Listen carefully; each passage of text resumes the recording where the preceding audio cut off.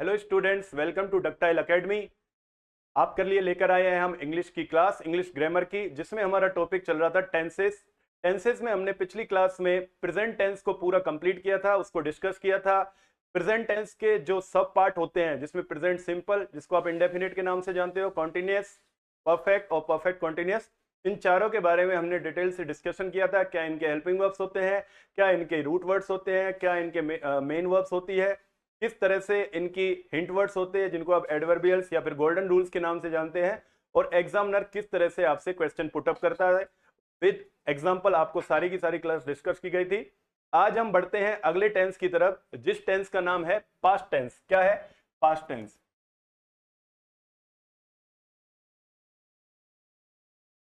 देखिए, past tense की अगर मैं बात करूं, पास्ट टेंस यानी कि बीता हुआ जो समय होता है उसे पास्ट टेंस कहते हैं। जिसे अगर हिंदी मीडियम के बच्चे अगर देखें, हिंदी में अगर देखा जाए तो हिंदी में पास्ट टेंस को कहा जाता है भूतकाल। क्या कहा जाता है? भूतकाल, यानी कि ऐसा समय जो गुजर चुका है। देखिए, टेंसेस जो होते हैं, tense is almost just an experience. यानी कि प्रेजेंट टेंस जो होता है, प्रेजेंट टेंस आप जो प्रेजेंट में एक्सपीरियंस कर रहे हो वो प्रेजेंट टेंस के अंडर में आता है। पास्ट टेंस यानी कि जो आपका पास्ट का एक्सपीरियंस है वो आपके पास्ट के अंडर में आता है। और फ्यूचर टेंस की अगर मैं बात करूं my dear students, future tense अगर हम मॉडर्न इंग्लिश पे जाएं, जब हम मॉडर्न इंग्लिश की बात करते हैं तो फ्यूचर टेंस को मॉडर्न इंग्लिश कहता है कि there is no existence of future tense in English grammar. यानी कि वो ये कहते हैं कि इंग्लिश में फ्यूचर टेंस नाम का कोई टेंस नहीं होता है, लेकिन इस टेंस को एक इमेजिनरी टेंस कहा जाता है जिसको हम मानकर पढ़ते हैं। क्योंकि कॉम्पिटिटिव लेवल पे अगर हम देखें तो वहां पर तो फ्यूचर टेंस के लिए यह भी कहा जाता है कि ये मानकर, यानी कि इसको समझकर कि ये भी कोई टेंस है, समझा जाता है और पढ़ा जाता है। लेकिन अगर हम एकेडमिक्स की बात करें, एकेडमिक्स की बात करें, आप लोगों की अगर बात करें, तो यहां पर फ्यूचर टेंस के भी क्वेश्चंस आते हैं, यानी कि जो आने वाला कल है, यानी कि जो फ्यूचर वाली बात होती है। हम फ्यूचर भी पढ़ेंगे, उसके बारे में भी समझेंगे, लेकिन फिलहाल हम बात करते हैं प्रेजेंट टेंस की, सॉरी पास्ट टेंस की। पास्ट टेंस में जो हमारा सबसे पहला टेंस आज हम डिस्कस करने वाले हैं आपके साथ, वो है पास्ट सिंपल या इंडेफिनिट। पास्ट सिंपल, या जिसको आप इंडेफिनिट के नाम से जानते हैं, पास्ट सिंपल या इंडेफिनिट टेंस। अब ध्यान रखिएगा, पास्ट सिंपल और इंडेफिनिट टेंस वो होता है जैसे कि कोई काम आपने पास्ट में किया था। जैसे प्रेजेंट में जब आपने देखा कि जब कोई काम प्रेजेंट में करता है तो प्रेजेंट के लिए बात की जाती है। प्रेजेंट इंडेफिनिट में आपने देखा कि हिंदी में अगर उसकी पहचान बताए तो हिंदी वाक्यों के अंत में ता ते ती और है हा आता हो, है या हूं आता हो, तो वो प्रेजेंट इंडेफिनिट है। इसी तरह से पास्ट में ता ते थी और एंड में था थे थी और जुड़ जाता हो, यानी कि पास्ट की बात हमें बताता हो, वो पास्ट सिंपल या पास्ट इंडेफिनिट की कैटेगरी में आता है। तो सबसे पहले अगर मैं बात करूं, सबसे पहले अगर बात की जाए तो इसकी मैं हेल्पिंग वर्ब्स की बात करूंगा। हम हेल्पिंग वर्ब्स डिस्कस करेंगे, यानी कि इसकी हेल्पिंग वर्ब क्या होती है। इसकी हेल्पिंग वर्ब होती है डिड। क्या होती है बच्चा? डिड। हेल्पिंग वर्ब होती है इसकी डिड। और अगर मैं इसकी मेन वर्ब की बात करूं, मेन वर्ब होती है इसकी वर्ब की सेकंड फॉर्म। देखिए, वर्ब की तीन फॉर्म होती है, फर्स्ट फॉर्म, सेकंड फॉर्म और third form.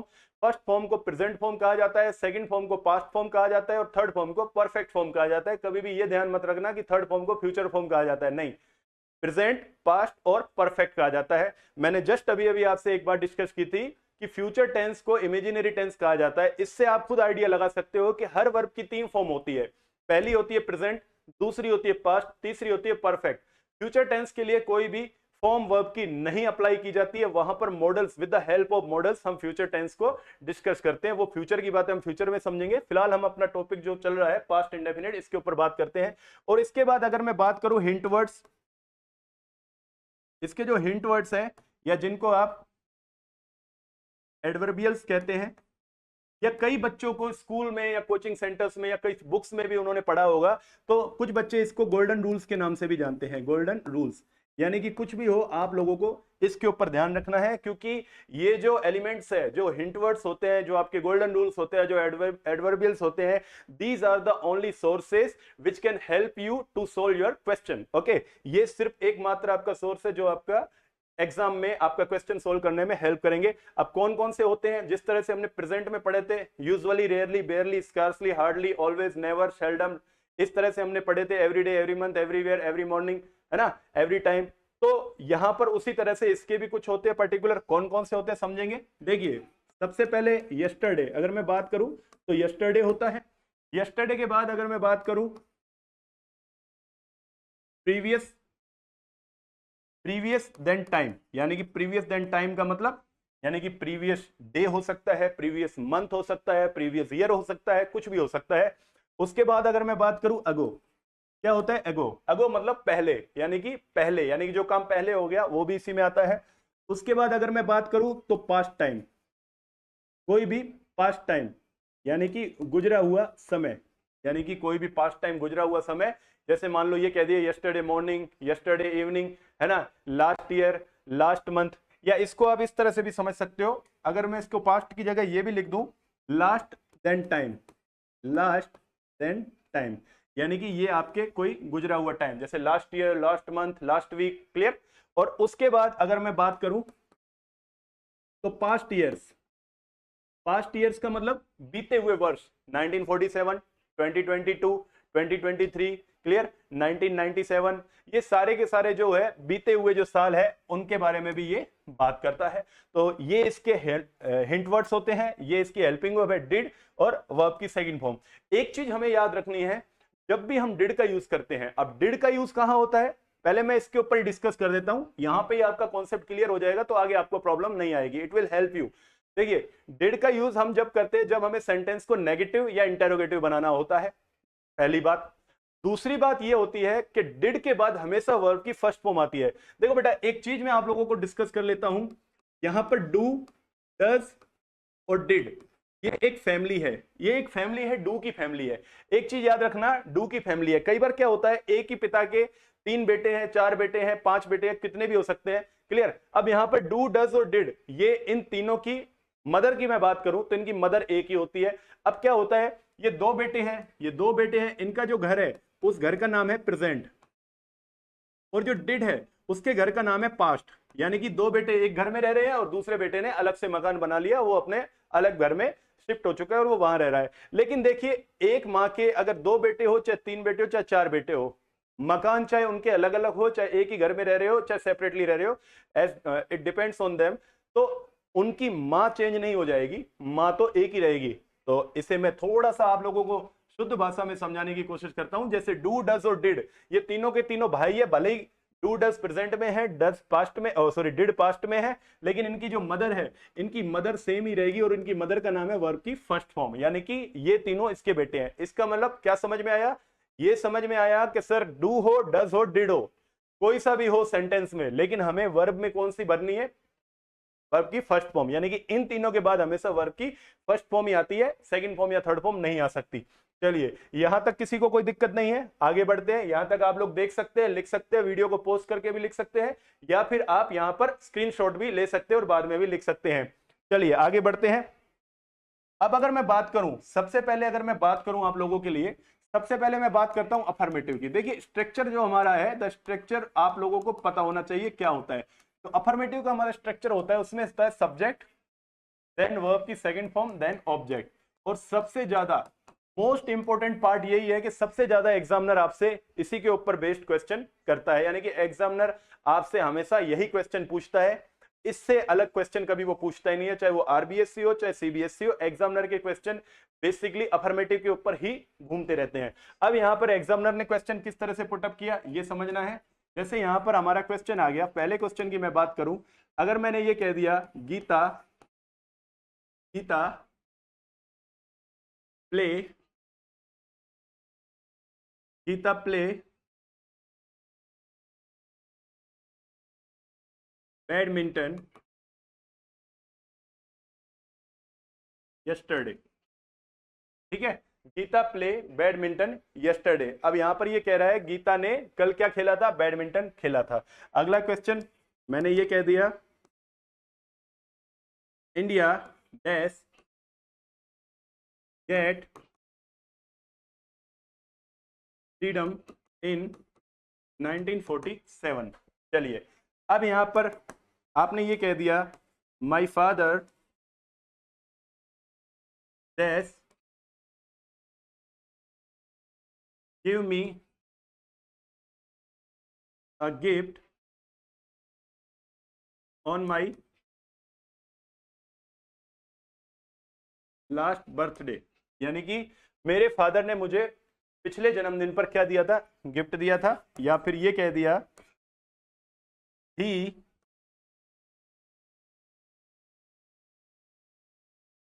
leave the country 2 years ago। ये आपके एग्जाम्पल है, एग्जामिनर इस तरह से क्वेश्चन में आपको देगा। अब आप समझिए, एक एक को हम सोल्व करेंगे। देखिए, सबसे पहले जो हमारा टारगेट होता है वो टारगेट यही होता है कि हम सबसे पहले उसके हिंट वर्ड्स समझे। हिंट वर्ड्स क्या है? अब हमें सबसे पहले इसमें हिंट वर्ड्स नजर आए यस्टरडे। यस्टरडे यानी कि कल, यानी कि जो कल जो बीत गया। तो यहां से हमें पता चला है कि ये पास्ट सिंपल टेंस है और पास्ट सिंपल का अफर्मेटिव है। तो यहां पर जो हमारी वर्ब है प्ले, तो प्ले की सेकंड फॉर्म हमारी हो जाएगी प्लेड। देखिए यहां पर चाहे सब्जेक्ट आपका कोई सा भी हो, वर्ब की सेकंड फॉर्म ही यूज होगी। यहां पर एस या ईएस वाला कॉन्सेप्ट नहीं चलता है। अगला देखिए, इंडिया डैश गेट फ्रीडम इन 1947। अब देखिए 1947 यानी कि पास्ट ईयर, मैंने आपको बताया था पास्ट ईयर, गुजरा हुआ वर्ष। अब यहां पर जो पास्ट ईयर है, गुजरा हुआ साल है, तो यानी कि भारत को स्वतंत्रता मिली थी 1947 में। तो यहाँ 1947 अभी तो नहीं चल रहा है, और कब निकल गया? ये तो काफी साल पहले निकल गया। तो यहां पर क्या हो जाएगा? इंडिया गेट की सेकंड फॉर्म हो जाएगी गॉट फ्रीडम इन 1947। चलिए आगे बढ़ते हैं। My father dash give me a gift on my last birthday. यानी कि मेरे पिताजी ने मुझे मेरे पिछले जन्मदिन पर क्या दिया था? एक गिफ्ट दिया था। यानी कि पापा ने पिछले बर्थडे पे एक गिफ्ट दिया था, यानी कि पिछला बर्थडे, ये वाला नहीं, पिछला। अब ये वाला बर्थडे आएगा नहीं आया मुझे नहीं पता, लेकिन पीछे वाली बात कर रहा है वो। तो यहां पर क्या हो गया हमारा इंटरवर्ड्स? Last birthday. तो क्या हो जाएगा? गिव की सेकंड फॉर्म क्या आ जाएगी? गैप। एक चीज याद रखना है बेटा आपको, एक चीज आपको क्या याद रखना है? आपको वर्ब की फॉर्म जरूर याद होनी चाहिए। अगर आपको वर्ब की फॉर्म याद नहीं है, वर्ब की फॉर्म अगर आपको याद नहीं है, तो फिर आपके गड़बड़ होने के पूरे पूरे चांसेस हैं, क्योंकि वर्ब की फॉर्म तो बेटा हमें याद ही करनी पड़ेगी। वर्ब की फॉर्म के लिए कोई शॉर्टकट नहीं होता है। क्लियर? क्लियर? चलिए अगला है, ही dash leave the country 2 years ago। यानी कि उसने 2 साल पहले देश छोड़ दिया था। क्लियर? तो यहां पर क्या आ गई हमारा इंटरवर्ड्स? एगो। क्लियर? एगो आ गया। जहां पर एगो दिख जाए तो समझ जाना कि हमें पास्ट इंडेफिनिट टेंस फिल करना है। और लीव की सेकंड फॉर्म क्या हो जाती है बेटा? लेफ्ट। क्लियर? लीव की सेकंड फॉर्म लेफ्ट हो जाती है। देखिए एक बात ध्यान रखना, कई बच्चों का ये परसेप्शन भी होता है कि किसी भी वर्ब के पीछे ईडी लगाने से वो सेकंड फॉर्म बन जाती है या थर्ड फॉर्म बन जाती है। ऐसा बिल्कुल दिमाग में मत रखना। हर वर्ब के पीछे ईडी लग के वो सेकंड फॉर्म और थर्ड फॉर्म नहीं बन सकती। कुछ पर्टिकुलर वर्ब्स ऐसी भी होती है जिनकी सेकंड फॉर्म और थर्ड फॉर्म अलग अलग होती है, और कुछ वर्ब्स ऐसी भी होती है जिनकी first form, second form, third form तीनों ही सेम रहती है। अगर मैं बात करूं कट, तो कट कट कट तीनों की एक ही फॉर्म होती है। अगर मैं बात करूं पुट, तो तीनों की फॉर्म सेम ही है, पुट पुट पुट। अगर मैं बात करूं गो, गो वेंट गॉन, तीनों अलग है। अगर मैं बात करूं टेक, टेक टुक टेकन। तो इस तरह से वर्ब की जो फॉर्म है, वर्ब्स की जो फॉर्म है, वो आपको खुद को याद करनी पड़ेगी। There is no shortcut for verbs form. Verbs की फॉर्म के लिए कोई शॉर्टकट नहीं है, इतना आपको खुद करना पड़ेगा। चलिए यहां तक देख लीजिए, यहां तक आई होप आप लोगों को कोई दिक्कत नहीं होगी। आप लोग स्क्रीनशॉट ले सकते हो या फिर लिख सकते हो। बेटा आगे बढ़ते हैं, आगे बढ़ते हैं। अगली मैं बात करूं, चलिए अगर मैं इस सेंटेंस का नेगेटिव की मैं बात करूं, देखिए वैसे नेगेटिव सेंटेंस आप लोगों को बताने का वो यहां पर मेन टारगेट यही है कि बच्चे को यह भी पता हो कि नेगेटिव कैसे बनाए जाते हैं और इंटरोगेटिव कैसे बनाए जाते हैं। अब चूंकि ये नेगेटिव है तो सबसे पहले हम हेल्पिंग वर्ब का यूज करेंगे, उसके बाद हम लगा देंगे, सॉरी, सबसे पहले हम सब्जेक्ट लगाएंगे, सब्जेक्ट के बाद हम हेल्पिंग वर्ब यूज करेंगे डिड, और डिड के बाद हम क्या लगा देंगे? नॉट लगा देंगे, और देन वर्ब की फर्स्ट फॉर्म देन ऑब्जेक्ट। क्योंकि डिड के बाद हमेशा वर्ब की फर्स्ट फॉर्म आएगी। अभी अभी मैंने पिछली स्लाइड में आपको बताया था, डू डज और डिड तीनों के साथ हमेशा क्या आएगी? वर्ब की first form. It always these three helping verbs always take the first form of main verb। Clear? अब यहां पर मैं डायरेक्ट इसके एग्जांपल लिख देता हूं, ठीक है? जैसे I did not right a story, मैंने एक स्टोरी नहीं लिखी थी। या फिर she did not wake me up, उसने मुझे नहीं जगाया था। क्लियर? तो एक चीज याद रखना, डिड जो है यहां पर हमारी डिड हेल्पिंग वर्ब है। डिड यूनिवर्सल हेल्पिंग वर्ब होती है। अब आप कहोगे सर यूनिवर्सल हेल्पिंग वर्ब क्या होती है? यूनिवर्सल का मतलब इसका यूज किसी भी सब्जेक्ट के साथ किया जा सकता है, singular plural doesn't matter, he she it I we you they, possessive वगैरह किसी के साथ भी आप इसका यूज कर सकते हो। अब आगे मैं बात करता हूं इंटेरोगेटिव की।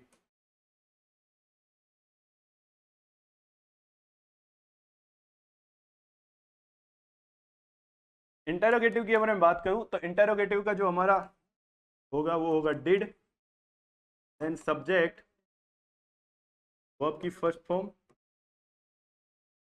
देन ऑब्जेक्ट और क्वेश्चन मार्क। चलिए अब देखिए क्या होगा इसका सेंटेंस, देखिए किस तरह से बनेगा। अगर मुझे किसी से ये कहना है क्या तुमने मेरी हेल्प की थी, है ना, या क्या तुमने गरीब की मदद की थी, तो मैं ये लिख सकता हूं did you help the poor, क्या तुमने गरीबों की मदद की थी, ठीक है। या फिर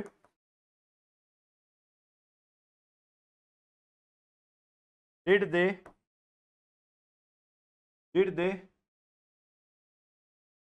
राइट हटा दो, राइट अपने अभी अभी पढ़ा है। Did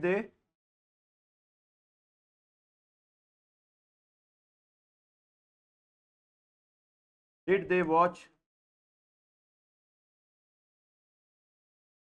a movie, did they watch A movie, clear. तो ये हो जाएगी हमारे नेगेटिव और इंटेरोगेटिव।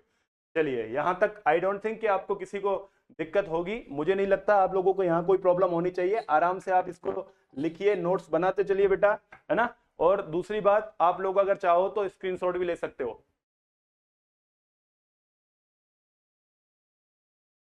चलिए आगे बढ़ते हैं अगले टेंस की ओर। अगला टेंस है हमारा पास्ट कॉन्टिन्यूअस।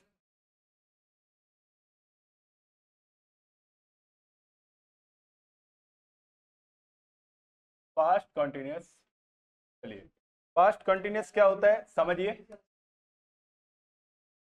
रहा था, रही थी, रहे थे, ये हो गया आपका पास्ट कॉन्टिन्यूअस, क्लियर।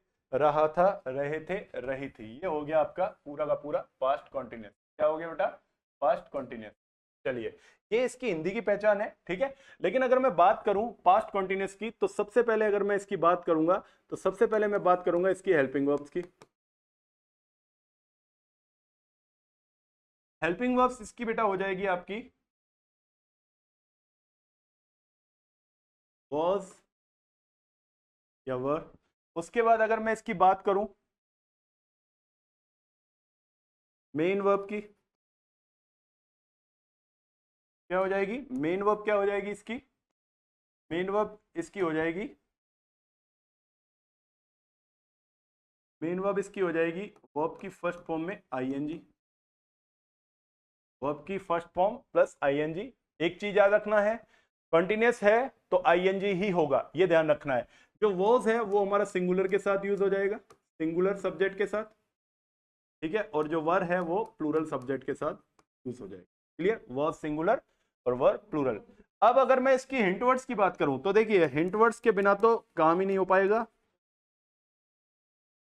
देखिए मैं इंटवर्ड्स ही लिख रहा हूं, आप समझ जाइएगा, गोल्डन रूल्स या जो भी आपके एडवर्बियल्स जिससे आप समझते हो, बार बार इसकी रिपीटेशन भी आई डोंट थिंक कि सही है, क्योंकि एक बार ही आप 10th बोर्ड के बच्चे हो, इतना तो आप सब अंडरस्टूड हो ही।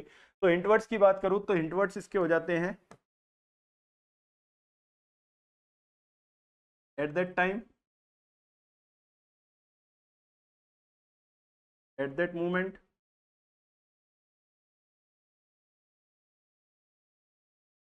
दोज डेज, और इसके अलावा वाइल। ये सारे इसके क्या है हिंटवर्ड्स है, क्या है हिंटवर्ड्स,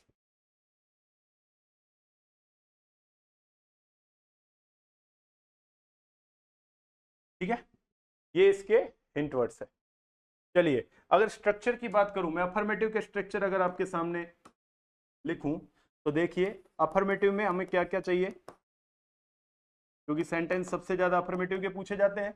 सबसे पहले आ जाएगा आपका सब्जेक्ट, के बाद आपका वाज या वर यूज हो जाएगा, हेल्पिंग वर्ब्स, हेल्पिंग वर्ब के बाद वर्ब की फर्स्ट फॉर्म में आईएनजी और देन ऑब्जेक्ट, क्लियर। ये हो जाएगा आपका अफर्मेटिव का स्ट्रक्चर, इस तरह से इसका फॉर्मेशन हो जाता है, ठीक है। देख सकते हैं आप लोग, आगे बढ़ेंगे। अब इसके एग्जाम्पल देखते हैं। मैं ये लिख दूं, अगर मान लो राधा एस, वर्ब मैंने यूज करी cooking, sorry cook in the kitchen at that time, यानी कि उस समय राधा क्या कर रही थी, किचन में खाना पका रही थी। दूसरा,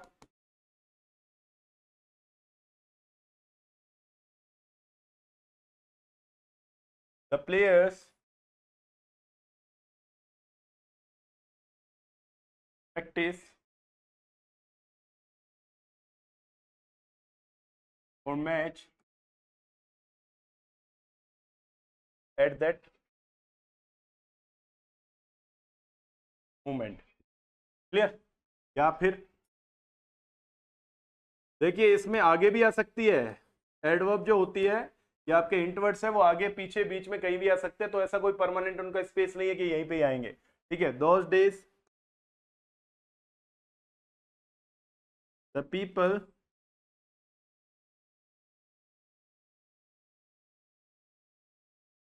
face the poverty,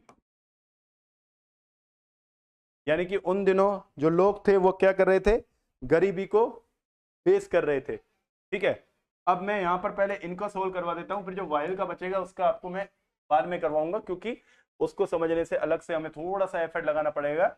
Radha dash cook in the kitchen at that time, तो हमारा हिंट वर्ड्स क्या हो गया, एट दैट टाइम। देखिए एट दिस टाइम आ जाए तो समझ जाना प्रेजेंट कंटिन्यूअस है, एट दैट टाइम आ जाए तो आज समझ जाना कि ये पास्ट कंटिन्यूअस है। तो यहां पर क्या आ जाएगा, राधा सिंगुलर है तो क्या आ जाएगा, was cooking, Radha was cooking in the kitchen at that time, यानी कि उस समय राधा क्या कर रही थी, किचन में खाना बना रही थी। The players days practice for match at that moment, यानी कि उस क्षण जो प्लेयर्स थे वो क्या कर रहे थे, प्रैक्टिस कर रहे थे, किसके लिए, मैच के लिए। अब यहां पर क्या आ जाएगा, द प्लेयर्स प्लूरल है, were practicing for match at that moment, यानी कि जो प्लेयर्स है उस समय मैच की प्रैक्टिस कर रहे थे। Those days the people days face the poverty, those days उन दिनों। ठीक है, these days अगर आ जाए तो समझ जाना प्रेजेंट कंटिन्यूअस है, those days आ जाए तो समझ जाना पास्ट कंटिन्यूअस है। those days the people days face the poverty, तो क्या आ जाएगा, people जो कि लोग यानी कि प्लूरल है, were facing the poverty, यानी कि उन दिनों लोग क्या कर रहे थे, गरीबी को झेल रहे थे या उसको फेस कर रहे थे। अगला देखिए, मैं वाइल वाला अलग कलर से लिखवाता हूं आपको समझना। मैंने ये कह दिया, I was teaching English while the other teacher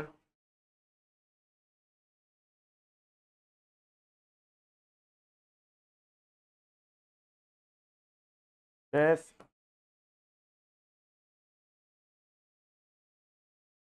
teach science.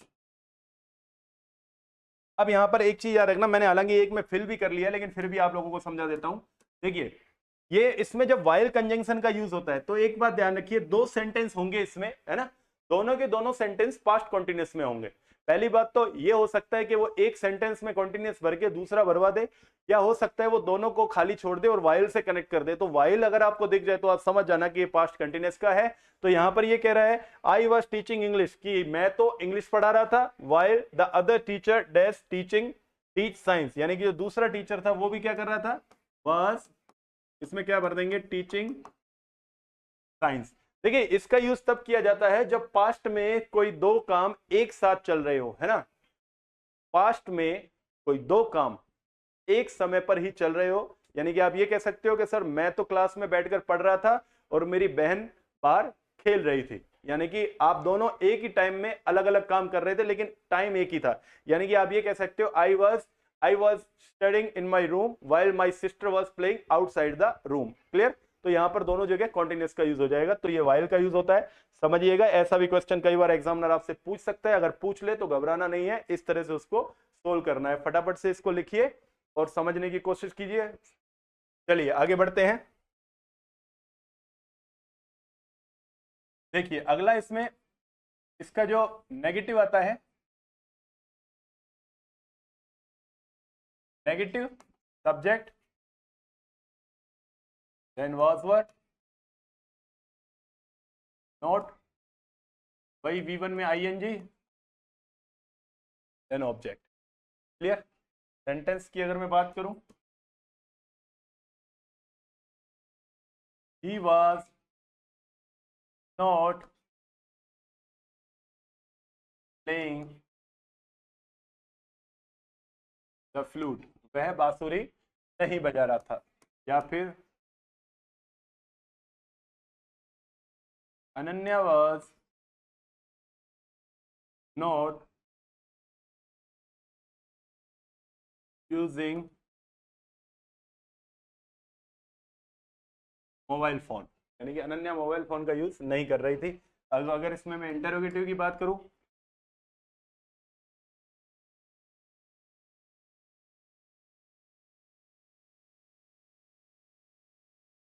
Interrogative में सबसे पहले हेल्पिंग वर्ब आ जाएगा,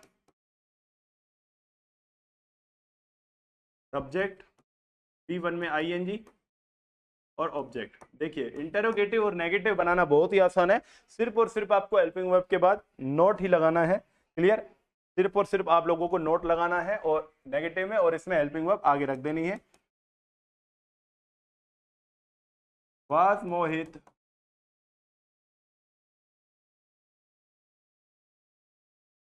प्लांटिंग द प्लांट्स, क्या मोहित पौधे उगा रहा था। ठीक है। या फिर was the gardener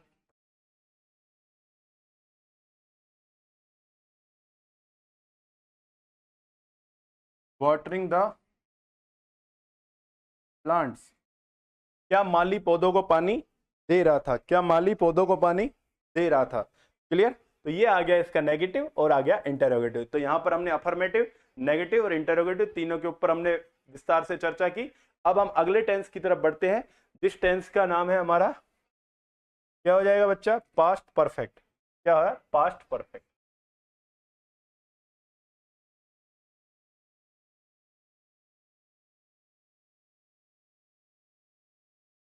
past perfect. देखिए पास्ट परफेक्ट समझिए, यानी कि पास्ट परफेक्ट हमको क्या बताता है। देखिए हिंदी में क्या आ जाएगा, चुका था, थी, या थे। ये हिंदी की पहचान है। चलिए हिंदी की पहचान भी हमें होना जरूरी है। ठीक है। अब यहां पर सबसे पहले अगर मैं बात करूं इसकी हेल्पिंग वर्ब्स की,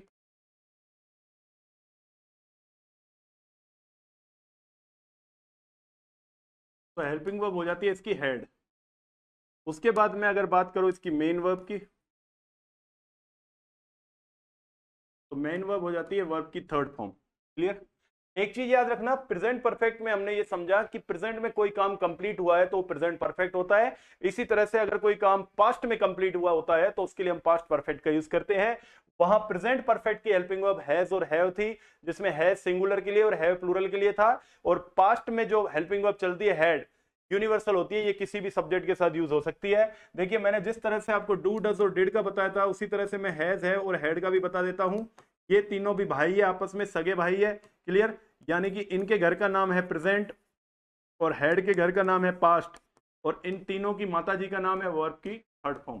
ठीक है। तो ये हैज, है और हेड आपको सेंटेंस में कहीं भी मिल जाए, इनके पीछे आप लोग जो वर्ब की थर्ड फॉर्म है वही पुट करोगे, इसके अलावा कोई फॉर्म यूज नहीं हो सकती।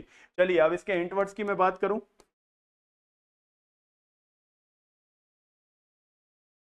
तो हिंट वर्ड्स होता है इसका, या तो आफ्टर मिलेगा आपको या बिफोर मिलेगा, आफ्टर या बिफोर। अब आप लोगों को दिमाग में थोड़ा सा प्रेशर जनरेट होगा कि सर आफ्टर और बिफोर से कैसे समझ पाएंगे। तो देखिए मैं थोड़ा सा और इसको आगे बढ़ाता हूं। देखिए किस तरह से होगा, इसमें एग्जामिनर आपको दो सेंटेंस देता है। तो कितने सेंटेंस देगा, दो सेंटेंस, यानी कि एक ही सेंटेंस में दो पार्ट होंगे, यानी कि दो क्लोज देगा वो आपको। और जो दोनों क्लोज है वो एक कंजंक्शन से जुड़े हुए होंगे, जिस कंजंक्शन का नाम या तो आफ्टर होगा या फिर बिफोर होगा, दोनों में से कोई एक होगी, दोनों एक ही सेंटेंस में यूज नहीं हो सकती है। तो सबसे पहले एग्जामिनर एक सेंटेंस लिखेगा, उसके बाद लिख देगा बिफोर और फिर दूसरा सेंटेंस दे देगा। उसके बाद एग्जामिनर दूसरा सेंटेंस अगर मान लो देता है तो इस लिख के और आफ्टर और फिर इस तरह से दे देगा। अब आप कहोगे सर बिल्कुल दिमाग में नहीं बैठा, ये क्या होता है, दो सेंटेंस, ये बीच में आफ्टर आ गया, बिफोर आ गया, तो ये तो हमें कंफ्यूज कर रहा है, समझ में नहीं आ रहा है। तो कंफ्यूज तो होगे नहीं, इस प्लेटफॉर्म पे तो कभी भी आप कंफ्यूज नहीं होगे। तो समझने की बात है। अब समझना है आपको कैसे, देखिए जब ये बिफोर देगा तो बिफोर में क्या करेगा, ये एग्जामिनर का क्या होता है, एग्जामिनर किस तरह से आपको सेंटेंस देगा, यहां आपको वो हैड देन वर्ब की थर्ड फॉर्म भरवाएगा, क्योंकि ये हमारा यहां पर वो पास्ट परफेक्ट टेंस आपसे भरवाएगा। क्या भरवाएगा, पास्ट परफेक्ट, ठीक है, पास्ट परफेक्ट टेंस ये आपसे भरवाएगा। और यहां पर वो आपको वर्ब की सेकंड फॉर्म दे देगा, यानी कि ये पास्ट सिंपल टेंस होगा। यानी कि सेंटेंस में वो एक तरफ पास्ट सिंपल दे रखा होगा और अपने को पास्ट परफेक्ट भरना है। और अगले वाले में देखिए तो वो यहां पर वर्ब की सेकंड फॉर्म देगा और यहां पर हमको क्या भरना है, यहां पर हमको भरना है हैड देन वर्ब की थर्ड फॉर्म। यानी कि जो हमारा आंसर होगा वो इस तरह से, यानी कि सेंटेंस की फॉर्मेशन बेटा इस तरह से होगी। अब आप समझिए, पहले यहां तक देखिए, मुझे पता है यहां तक देखने से आपको बिल्कुल भी दिमाग में पल्ले नहीं पड़ रहा है कि ये क्या लिखवा दिया, हमारे तो सर के ऊपर से जा रहा है। तो सर के ऊपर से नहीं जाएगा, अपने सर की छत का आसमान और ऊपर कर दो, क्योंकि ये सेंटेंस अभी समझ में आ जाएगा जब मैं इसका एग्जांपल दूंगा। यहां तक आप लोग देखिए इसे, और फिर मैं आपको पूरा एग्जांपल के साथ क्लियर कर दूंगा, कॉन्सेप्ट एकदम क्रिस्टल क्लियर हो जाएगा, टेंशन ही मत लीजिए। इस प्लेटफॉर्म पर किसी तरह से बच्चे को कंफ्यूज नहीं किया जाएगा, ये हमारा आपसे वादा है। देखिए सेंटेंस किस तरह से देता है, जैसे the bell s ring before I reached the school. Clear. अब दूसरा सेंटेंस आपको इस तरह से दे देगा जो बहुत ही कॉमन है, बहुत ज्यादा आप लोगों ने देखा होगा, the patient dash die before the doctor came. समझना, पहले इसी को समझते, बिफोर वाले को, आफ्टर वाले की बाद में बात करेंगे, नहीं तो आप लोग फिर कंफ्यूज होगे और मुझे कहोगे सर नहीं समझ में आया। देखिए मैंने आपको पहले ही बताया था, दो सेंटेंस देंगे, ये आपका एक सेंटेंस है। क्लियर। मैंने कहा था बीच में कंजंक्शन लगी हुई होगी आफ्टर या बिफोर, ये आपकी बिफोर आ गई। और मैंने आपको कहा था एक और सेंटेंस दे रखा होगा, ये आपका दूसरा सेंटेंस आ गया। क्लियर। तो मैंने आपको ये भी बताया था जब बिफोर आएगा तो बिफोर से पहले वाला वो आपको फिलअप्स में दे देगा, और बिफोर के बाद वो आपको पास्ट सिंपल दे देगा। ये आ गई वी सेकंड, आई रीच्ड, ठीक है, वी सेकंड यानी कि पास्ट सिंपल आ गया। इसके मतलब हम इसमें क्या भरेंगे, past perfect, the bell had rung before I reach the school. यानी कि ये कह रहा है मेरे स्कूल पहुंचने से पहले घंटी बज चुकी थी, यानी कि मेरे स्कूल पहुंचने से पहले घंटी बज चुकी थी। अल्टीमेटली देखो क्या लॉजिक होता है, दोनों सेंटेंसेस पास्ट के होंगे, पहली बात। दूसरी बात, दोनों सेंटेंसेस में काम पूरा हो गया होगा। तीसरी बात, एक सेंटेंस में ऐसा होगा कि काम पहले पूरा हुआ है, दूसरे सेंटेंस में काम बाद में पूरा हुआ है। Just look at the board. देखिए ये कह रहा है the bell had rung before I reached the school, मेरे स्कूल पहुंचने से पहले घंटी बज चुकी थी। तो पहले वो स्कूल नहीं पहुंचा, पहले घंटी बज गई थी। तो यहां पर जो पहले काम हुआ वो हमारा पास्ट परफेक्ट में होगा। किस में होगा बेटा, पास्ट परफेक्ट में होगा। क्लियर। और जो दूसरा काम है before I reach the school, मेरे स्कूल पहुंचने से पहले, यानी कि वो बाद में पहुंचा, पहले घंटी बज चुकी थी। तो एक चीज इसको और इजी कर देता हूं, जहां पर सेंटेंस में बिफोर लिखा आ जाए, अगर इस तरह से फॉर्मेशन और बिफोर लिखा हुआ आ जाए तो बिफोर का मतलब होता है पहले। तो यहां पर पहले क्या है, खाली पड़ा है, तो पहले वाले में हम क्या भरेंगे, पास्ट परफेक्ट। क्लियर। जहां पर बिफोर लिखा मिल जाए दो सेंटेंसेस में तो समझ जाना बिफोर का मतलब होता है पहले, और पहले वाले में आपको हमेशा पास्ट परफेक्ट ही भरना होगा। ठीक है। अब दूसरा वाला देखो, the patient dash die before the doctor came. ये देखो फिर वही फॉर्मेशन आ गया, दो सेंटेंस है, ये लीजिए बिफोर से ऐड है, एक सेंटेंस ये रहा है, इसको क्लोज कहते हैं। ठीक है, एक क्लोज ये है, दूसरा क्लोज ये है, और यहां पर बीच में बिफोर यहां पर एज ए कंजंक्शन यूज हो रहा है। तो यहां पर ये कह रहा है डॉक्टर के आने से पहले मरीज मर चुका था, तो यहां पर क्या आ जाएगा, had died.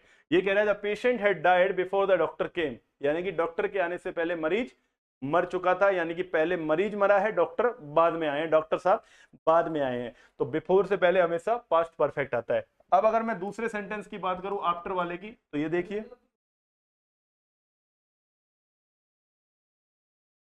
My mother washed my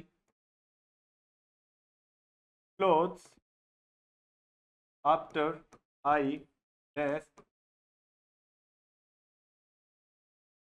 go to office. देखिए फिर से दो सेंटेंस आ गए, दो सेंटेंस आ गए। एक तो आ गया माई मदर वॉश्ड माई क्लॉथ्स, एक सेंटेंस ये हो गया। दूसरा फिर मैंने इसमें आफ्टर का यूज कर दिया, ठीक है। और फिर जो दूसरा अगला सेंटेंस है वो सेंटेंस फिलअप्स में है जिसको हमको फिल करना है। चल रहा है पास्ट परफेक्ट, तो ऑब्वियस सी बात है आफ्टर और बिफोर देखते ही आपको पास्ट परफेक्ट फिल करना है। तो यहां पर क्या आ जाएगा, I had gone to office, यानी क्या है, my mother washed my clothes after I had gone to office, यानी कि कह रहा है मेरे ऑफिस चले जाने के बाद मेरी माँ ने मेरे कपड़े धोए थे। तो यानी कि पहले वो ऑफिस गया है, उसके बाद माँ ने कपड़े धोए। क्लियर। तो यहां पर देखिए आप इसको इजी वे में देखिए, जरा सा भी कॉम्प्लिकेशन मत क्रिएट कीजिए। जहां पर बिफोर आ जाए, बिफोर का मतलब पहले, तो पहले आपको पास्ट परफेक्ट भरना है। जहां पर आफ्टर आ जाए, आफ्टर का मतलब होता है बाद में, तो बाद में आपको पास्ट परफेक्ट भरना है। बिफोर आ जाए तो पहले पास्ट परफेक्ट भर देना पहले वाले सेंटेंस में, और आफ्टर आ जाए तो बाद वाले, आफ्टर के बाद वाले सेंटेंस में भर देना। बिफोर आ जाए तो कंजंक्शन से पहले भर देना, आफ्टर आ जाए तो कंजंक्शन के बाद वाले में भर देना। दैट्स इट, ठीक है। आई होप आप लोगों को समझ में आ गया होगा। फटाफट से लिखिए इसको, नोट्स बनाते चलिए बेटा साथ साथ, और इसके स्क्रीनशॉट अगर लेना चाहते हो तो ले लो, बाद में भी लिख सकते हो। नेगेटिव की ओर देखिए, नेगेटिव और इंटेरोगेटिव मैं आप लोगों को बार बार कह रहा हूं बहुत इजी होते हैं, ठीक है। Subject, helping verb, not, verb की थर्ड फॉर्म और ऑब्जेक्ट। देखिए बेटा इस तरह से सेंटेंस आपको कोई भी दूसरी चैनल पे या दूसरी जगह दूसरे प्लेटफॉर्म पे इस तरह से हर सेंटेंस को अलग से बनाना या समझाना नहीं सिखाया जाता है। ये सिर्फ आपको यहीं डक्टाइल एकेडमी के ऐप पर ही मिल सकता है। तो इस चैनल को जब आप इस ऐप पे कोर्स परचेज करके पढ़ रहे हैं तो आपकी ये रिस्पॉन्सिबिलिटी होती है, जो आपके जो दूसरे फ्रेंड्स हैं, जो आपके दूसरे ब्रदर्स एंड सिस्टर्स है, आपके कजन्स है, जो भी है, या आपके नेबर्स है, जो भी पढ़ रहे हैं 9, 10, 11, 12, जो भी, आप उन लोगों से भी शेयर कीजिए, उन लोगों भी तक भी ये क्लास को पहुंचाइए, और उन्हें भी जितना हो सके उतना मोटिवेट कीजिए कि वो इस ऐप को डाउनलोड करें। और प्ले स्टोर पर जो डक्टाइल एकेडमी की जो ऐप है, यानी कि जो हमारी ऐप है डक्टाइल एकेडमी, जो आपने डाउनलोड कर रखी है, डक्टाइल एकेडमी की जो ऐप है वो प्ले स्टोर पर अवेलेबल है, और वहां पर बहुत ही कम रेट में, बहुत ही एक मामूली सी रेट में आपको सारे के सारे कोर्सेज अवेलेबल है। अगर आप चाहें तो सेपरेट कोर्स भी खरीद सकते हैं, आप उनसे ये बताइए, उनको शेयर कीजिएगा, और अगर आप चाहें तो एक कॉम्बो भी खरीद सकते हैं, तो वो आपके ऊपर डिपेंड है। तो जितना हो सके आप इस बात को अपने दोस्तों से, अपने कजन्स वगैरह जो भी है उनसे शेयर कीजिए। चलिए अब यहां पर मैं नेगेटिव की बात करूं। नेगेटिव जैसे मान लो मैंने कह दिया I had not drank the milk, यानी कि मैंने दूध नहीं पिया था। या फिर he had not misbehaved with me, उसने मेरे साथ मिसबिहेव नहीं किया था। अगला देखिए बेटा, अगला आता है हमारा interrogative.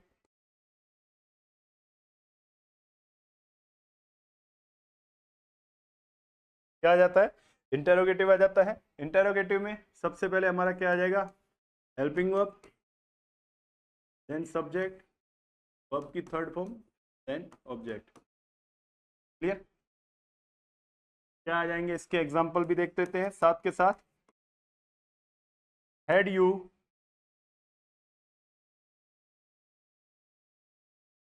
Visited the temple, had you visited the temple, या फिर had Suman, had Suman boarded a flight, क्या सुमन एक फ्लाइट बोर्ड कर चुकी थी। Clear. Had Suman boarded a flight. ये आगे बढ़ते हैं, आई होप आप सभी को यहां तक समझ में आ गया होगा।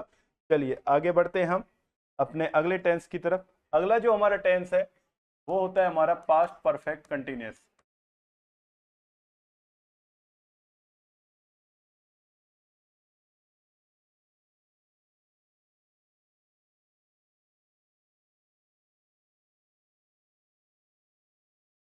Past perfect continuous. चलिए, पास्ट परफेक्ट कंटिन्यूस क्या होता है बेटा? प्रेजेंट परफेक्ट कंटिन्यूस में हमने पढ़ा था, प्रेजेंट परफेक्ट कंटिन्यूस में हमने पढ़ा था रहा है, रही है, रहे हैं प्लस में टाइम, इसमें आ जाता है रहा था, रही थी, रहे थे, देन टाइम। ये आ जाएगा आपका पास्ट परफेक्ट कंटिन्यूस में, पास्ट परफेक्ट कंटिन्यूस में आपका ये आ जाएगा। ठीक है, चलिए अब इसकी मैं बात करूं, सबसे पहले इसकी मैं बात करूं हेल्पिंग वर्ब्स की, तो हेल्पिंग वर्ब इसमें ओनली हो जाएगी हेड। और अगर मैं बात करूं मेन वर्ब, मेन वर्ब इसमें हो जाएगी V1 में ing। क्लियर? क्योंकि मैंने पहले ही कह दिया कंटिन्यूस है तो ing ही होगी, इसके अलावा कोई हो ही नहीं सकती। और अगर मैं बात करूं हिंट वर्ड्स की, तो हिंट वर्ड्स इसमें हो जाएगा हमारा सिंस और फॉर। मैं पहले ही आपसे डिस्कस कर चुका हूं, सिंस होता है वो पॉइंट ऑफ टाइम के लिए आता है, और फॉर जो होता है वो हमारा पीरियड ऑफ टाइम के लिए आता है। ठीक है, सिंस पॉइंट ऑफ टाइम और फॉर पीरियड ऑफ टाइम। अब आप कहोगे सर यही के यही आपने हिंट वर्ड्स हमको पिछले प्रेजेंट परफेक्ट कंटिन्यूस में बताए थे और यही के यही आप पास्ट परफेक्ट कंटिन्यूस में बता रहे हो, तो हम तो यहाँ पर कंफ्यूज हो जाएंगे, हम कैसे करेंगे? थोड़ा सा उसके बारे में थोड़ा और क्लू दो, थोड़ा और इसको इजी कर दो ताकि हम लोग कंफ्यूज ना हो, हमें आगे परेशानी ना हो एग्जाम में। चलिए देखते हैं अब एग्जामिनर का क्या होता है। एग्जामिनर आपको इस तरह से क्वेश्चन करेगा, यानी कि एग्जामिनर कुछ ना कुछ आपको ऐसा देगा जिससे आप जज कर पाओगे। सबसे पहले अगर मैं बात करूं इसके अफर्मेटिव के स्ट्रक्चर की, सबसे पहले आ जाता है हमारा सब्जेक्ट, हेड, बीन, वर्ब की फर्स्ट फॉर्म में ING, then object, then since या फॉर, और सबसे एंड में हम लिखेंगे टाइम। ये हमारा इसका स्ट्रक्चर हो जाएगा। क्लियर? अब अगर मैं बात करूं एग्जामिनर किस तरह से क्वेश्चन देगा तो समझना, देखिए when I joined the company, my friend has worked in that company since 2019। Clear? अगला देखिए, when I reached my home, when I reached my home, जब मैं मेरे घर पहुंचा था, my mother has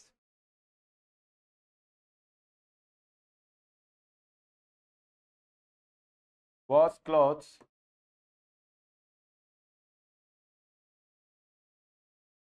for 2 hours. अब यहां पर देखिए कोई ना कोई वो आपको पास्ट का क्लू जरूर देगा। अब यहां पर ये कह रहा है when I joined the company, यानी कि जब मैंने कंपनी ज्वाइन की थी, यानी कि पास्ट है ये, तो उस समय क्या हुआ था? My friend dash work in that company since 2019, यानी कि मेरे जो दोस्त है वो उस कंपनी में 2019 से काम कर रहा था। तो यहां पर क्या हो जाएगा? हैड बीन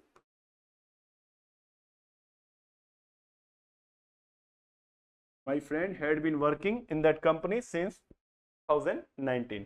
अब ये कह रहा है when I reached my home, जब मैं मेरे घर पर पहुंचा, my mother dash wash clothes for 2 hours, तो माँ है वो 2 घंटे से क्या कर रही थी? कपड़े धो रही थी। तो क्या आ जाएगा? हैड बीन वॉशिंग,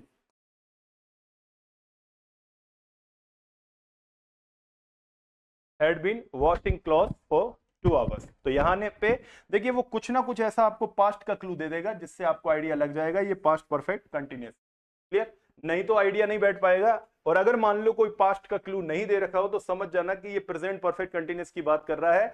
वहां पर आप सब्जेक्ट के अकॉर्डिंग हैज बीन या हैव बीन और उसके बाद V1 में ing ऐड कर देना। क्लियर? आई होप यहां तक आप लोगों को कोई दिक्कत नहीं होगी, आ गया होगा समझ में। चलिए आगे बढ़ते हैं। सॉरी, ये लीजिए। अब मैं बात करता हूं इसके नेगेटिव और इंटरोगेटिव की। नेगेटिव में सब्जेक्ट, हेल्पिंग वर्ब के बाद हमारा नोट लग जाएगा, हैड नॉट, उसके बाद बीन, P1 में ing, ऑब्जेक्ट, देन सिंस या फिर फॉर, दोनों में से एक, और लास्ट में टाइम आ जाएगा आपके। एग्जाम्पल लिख लेते हैं हम। एग्जाम्पल ये लिख सकते हैं अपन, the actor had not been acting properly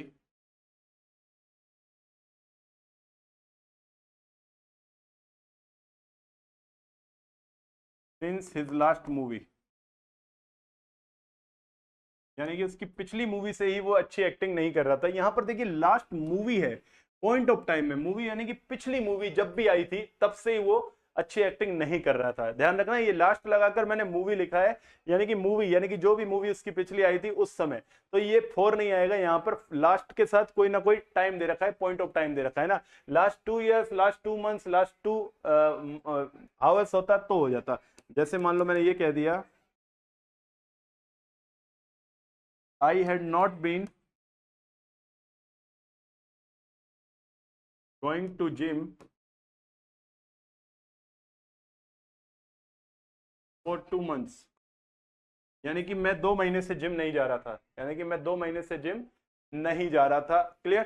तो I had not been going to gym for 2 months। चलिए, ये हो गया इसका नेगेटिव। अब अगर मैं इंटेरोगेटिव की बात करूं, इंटेरोगेटिव में बेटा सबसे पहले क्या आ जाएगा, चलिए देखते हैं। आप सबको यहां तक अब इंटेरोगेटिव, हमने नेगेटिव और इंटेरोगेटिव इतनी बार समझ लिए हैं कि आई होप आप किसी को भी दिक्कत नहीं आती होगी। सबसे पहले हेल्पिंग वर्ब रखेंगे, उसके बाद subject, then been, then V1 में ing, ठीक है, उसके बाद ऑब्जेक्ट, देन सिंस या फॉर, देन टाइम और क्वेश्चन मार्क। क्लियर? चलिए समझते हैं इसका एग्जांपल। एग्जांपल देखते हैं। Had you been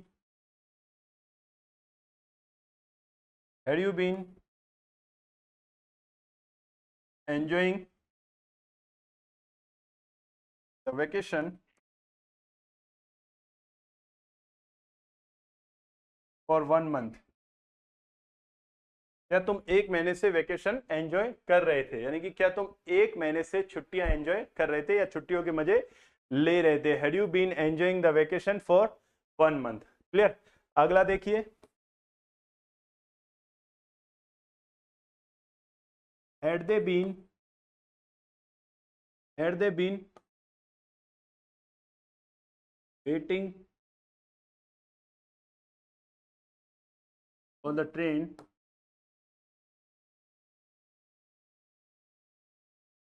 since the noon।